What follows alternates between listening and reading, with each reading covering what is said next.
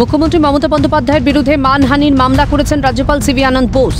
রাজভবনের ঘটনায় মুখ্যমন্ত্রীর কুরুচিকর মন্তব্যের জন্য মুখ্যমন্ত্রীর বিরুদ্ধে মানহানির মামলা দায়ের রাজ্যপালের আইনজীবী ধীরাজ ত্রিবেদী এদিন আদালতকে জানান, একটা ঘটনা রাজ্যপালের বিরুদ্ধে প্ল্যান করে করা হয়েছে, যার সঙ্গে তার কোনো যোগাযোগ নেই, সেটা নিয়ে তদন্ত চলছে।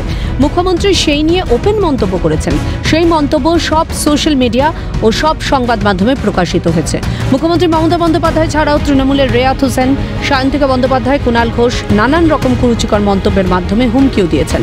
বলা হয়েছে সোমবারের মধ্যে এটার ব্যবস্থা না করলে আরও তথ্য দেওয়া হবে, যা রাজ্যপালের সম্মানহানি করেছে। বিচারপতি কৃষ্ণা রাও জানতে চান, মিডিয়াদের কি তোমার মামলায় যুক্ত করেছো? মিডিয়াও তাই, তাদের মামলায় যুক্ত করতেই হবে।